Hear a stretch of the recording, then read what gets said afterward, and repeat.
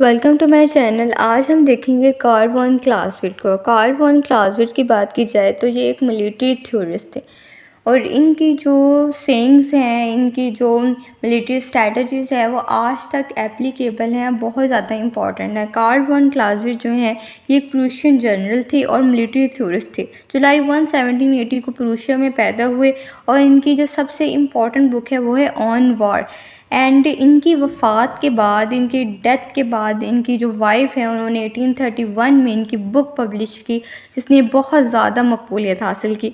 और क्लाउज़विट्ज़ जो हैं इन्होंने एट द एज ऑफ 12 अपने मिलिट्री करियर का आगाज़ किया और इसके साथ साथ उन्होंने काफ़ी कैंपेन्स में, राइन कैंपेन, दीना कैंपेन, काफ़ी ज़्यादा कैंपेन्स में इन्होंने पार्टिसिपेट किया।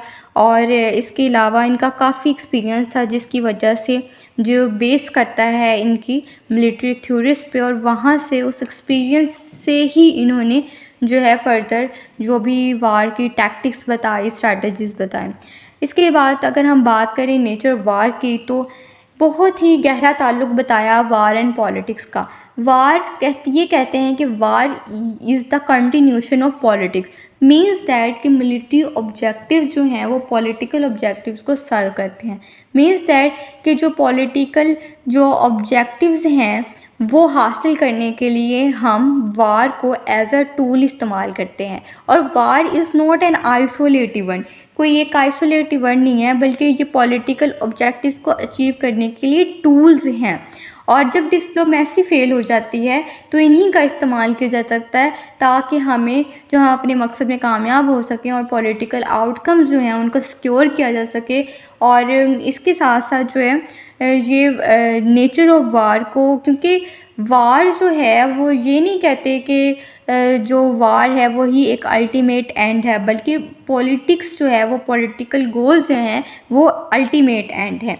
इसके अलावा लिमिटेड वार और एब्सोल्यूट वार में वो डिफरेंस बताते हैं। उनका कहना ये है कि जो लिमिटेड वार है ये इसमें द यूज़ ऑफ फोर्स जो है वो रिस्ट्रिक्टेड इस्तेमाल होती हैं। मतलब ये कि हम जो पॉलिटिकल सेटलमेंट के लिए ही वार को इस्तेमाल करते हैं, बट इसके अंदर ये है कि रिस्ट्रिक्शंस होती हैं, मतलब हम पूरी अपनी फ़ोर्स को मोबिलाइज़ नहीं कर सकते, ठीक है। जबकि अगर हम दूसरी तरफ देखें जो एब्सोल्यूट वार होती है उसमें हम पूरी तरह से अपने सोर्सेज को मोबिलाइज़ करते हैं और पूरी तरह से हम एनिमी को डिस्ट्रॉय कर देते हैं। इसमें ये कोई पॉलिटिक्स की कोई गुंजाइश नहीं होती और इसका जो अल्टीमेट गेम मतलब कि डिप्लोमेसी की कोई गुंजाइश नहीं होती। इन सिंपल वर्ड्स हम ये कह सकें। बाकी जो पॉलिटिकल इन्फ्लुएंस के लिए, हेजेमनी के लिए हम इसको इस्तेमाल करते हैं और इसमें यूज़ ऑफ फोर्स पूरी तरह हो सकती है, कोई लिमिटेशन, कोई रिस्ट्रिक्शन नहीं होती। जो गोल होता है वो एनिमी को पूरी तरह से क्रश करने का होता है। तो ये है difference of limited war and the absolute war जो कि क्लाउज़विट्ज़ ने डिस्कस किया। इसके अलावा हम देखते हैं टैक्टिक्स और स्ट्रैटेजी को। क्लाउज़विट्ज़ कहता है कि टैक्टिक्स वो होती हैं, मतलब वो एरिया है जहाँ पे हम थ्योरी को अप्लाई करते हैं। मतलब हमने कैंप्स कहाँ लगाने हैं, हमने मिलिट्री ड्रिलिंग कहाँ करनी है, हमने ये मेक श्योर करना है कि सोल्जर्स को हम वार के लिए हर वक्त तैयार रखें। और जो स्ट्रैटेजी है वो ये कहते हैं कि स्ट्रैटेजी एक आर्ट है, ये कोई सिंगल इवेंट नहीं है बल्कि मल्टीपल इवेंट्स पे मुश्तमिल होता है। और डिसीजन मेकिंग जो है ये एक कॉन्स्टेंटली चेंजिंग अमल है। मतलब हमें वक्त के लिहाज से जो एक कॉन्स्टेंटली चेंजिंग हमें डिसीजन मेकिंग जो है वो एक स्ट्रैटेजी पे मुश्तमिल होती है। इसके अलावा हम देखते हैं कि कॉन्सेप्ट ऑफ ट्रिनिटी। अब जो क्लाउज़विट्ज़ है उसका कहना ये था कि जो ट्रिनिटी का कॉन्सेप्ट है वो इस तरह है कि जो कोई एक चीज़ जो है वो किसी भी वारफेयर को सक्सेसफुल नहीं बनाती, बल्कि उसमें 3 चीज़ें होती हैं। गवर्नमेंट होती है, पब्लिक होती है और तीसरी चीज़ है मिलिट्री। सो इसका कहना ये है कि जो एग्जीक्यूशन करती है वो करती है मिलिट्री, जो डिसीजन मेकिंग करती है वो करती है गवर्नमेंट, और इसके अलावा पब्लिक जो है वो करती है सपोर्ट। सो ये तीनों चीज़ें जो हैं वो शामिल होती हैं किसी भी चीज़ को कामयाब बनाने के लिए। सो अगर हम इसमें देखें तो गवर्नमेंट, पीपल और मिलिट्री जो है वो मिलके एक हार्मोनिशियस वे में काम करती हैं। सो यही क्लासविट कहते हैं कि किसी भी वारफेयर के सक्सेसफुल होने में इन तीनों का हार्मोनिशियस तरीके से काम करना ही एक असल वॉरफेयर और विनिंग वॉरफेयर की अलामत है। इसके साथ साथ बोल्डनेस की बात करते हैं तो क्लासविट कहता है कि बोल्डनेस को वो कुछ इस तरह से बताता है कि जंग में सिर्फ और सिर्फ आपका जो फिज़िकल तरीके से है वो आपका मजबूत होना ज़रूरी नहीं है, ठीक है।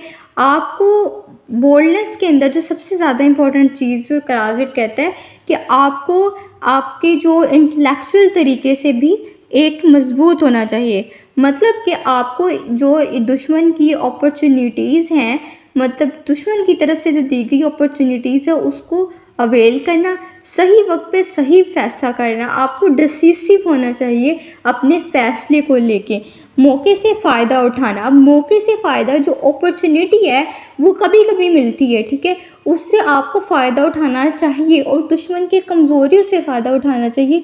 ये सब कुछ जो है वो बोल्डनेस में डिस्कस करता है कि war is not only the bravery, it is the strong adoption of the military tactics, military virtuality, mental agility. इसके अंदर सबसे इम्पॉर्टेंट है कि फिज़िकल के साथ साथ आपका मेंटल और इंटेलेक्चुअल जो है उसमें एबिलिटी होना चाहिए और एक सक्सेसफुल स्ट्रैटेजी के लिए एक बहुत इंपॉर्टेंट की ट्रेट है। और ये इसको कहता है कि सिर्फ और सिर्फ जो मिलिट्री विर्चू है is not just about the bravery, it's also the enthusiasm and the intellectual और द मेंटल एजिलिटी। इसके साथ साथ मिलिट्री विर्चू भी तकरीबन यही है कि आपको जो है वो इंटेलिजेंस और डिसिप्लिन के साथ चलना चाहिए और जो स्ट्रैटेजिक थिंकिंग है और फिज़िकल ब्रेवरी के साथ साथ आप में इंटेलेक्चुअल अक्यूमेंट भी होना चाहिए ताकि आप जो वारफेयर है उसको सक्सेसफुल बनाना चाहिए। और मिलिट्री के जो डिसिप्लिन है वो भी बहुत ज़्यादा इम्पोर्टेंट है, उसके बगैर जो है वो जंग नहीं जीत सकते। इसके अलावा वो स्ट्रैटेजी को डिस्कस करते हैं। स्ट्रैटेजी है कि बहुत ज़्यादा इम्पॉर्टेंट है। अगर हम बात करें तो ये एक डिसीटफुल साइड है वार की।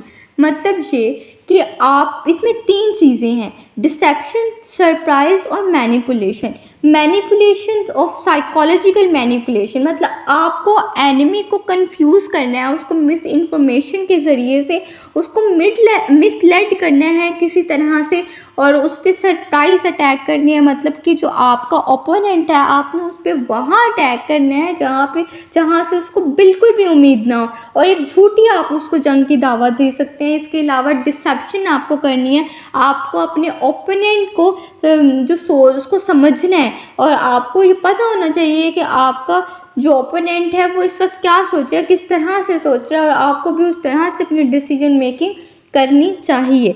सो ये है स्ट्रैटेजी।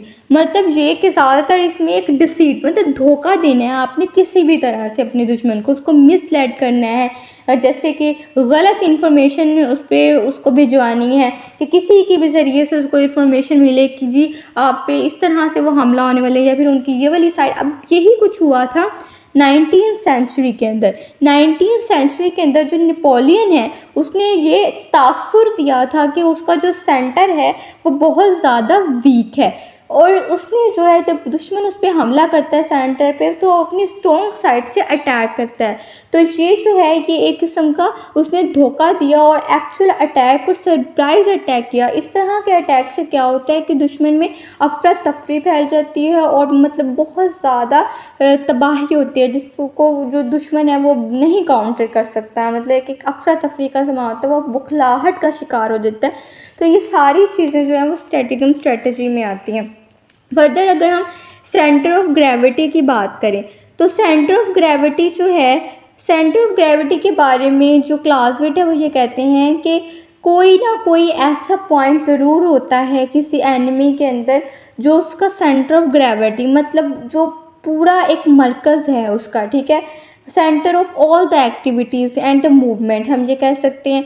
और उसने ये कहा है कि सबसे पहले तो हमें जो है वो सेंटर ऑफ ग्रेविटी को जी आइडेंटिफाई करना है, ठीक है। जब हम उसको आइडेंटिफाई कर लेंगे तो हमने जो ये देखना है हमने किस तरह से अटैक करना है। तो हमें जो है अगर हमें सेंटर ऑफ आइडेंटिटी हमें सेंटर ऑफ ग्रेविटी हमें आइडेंटिफाई हो चुका है तो हमें फुल स्ट्रेंथ से उसको टारगेट करना है, फुल अपने रिसोर्सेज को यूटिलाइज करके उस पर अटैक करना है।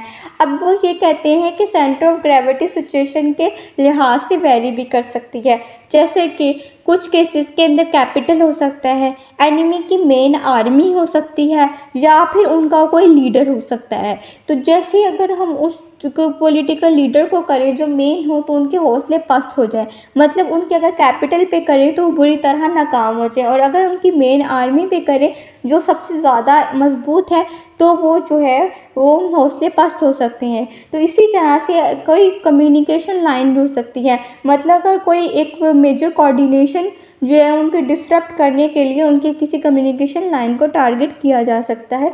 तो ये सारी चीज़ें जो है सेंटर ऑफ ग्रेविटी हो सकती हैं, लेकिन अकॉर्डिंग टू वेरियस सिचुएशन ये वेरी कर सकती हैं। तो ये है सेंटर ऑफ ग्रेविटी। अब सेंटर ऑफ ग्रेविटी की जो मैंने सारी चीज़ें जो है आपके सामने डिस्कस कर दी हैं कि ये एक किस्म का हार्ट ऑफ द सिचुएशन होता है। अगर आपने इसको कर लिया तो आप जो है तकरीबन जो है वो 90% जो जंग है वो जीत जाएंगे। ठीक है, कम्युनिकेशन इंफ्रास्ट्रक्चर भी हो सकता है, बहुत सारी चीज़ें हो सकती हैं इसके अंदर। मतलब ये है कि अगर आपको आइडेंटिफाई हो गया है तो आपने कंसंट्रेशन ऑफ स्ट्रेंथ करनी है और अपनी सारी फोर्सेस डायरेक्ट करनी है उस तरह, और जो गेन्स है उनको आप मैक्सिमाइज़ कर सकते हैं इस तरह से। इसके अलावा जो है फोग ऑफ वार जो है एक ऐसी जो अनसर्टेनिटीज़ को बताते हैं।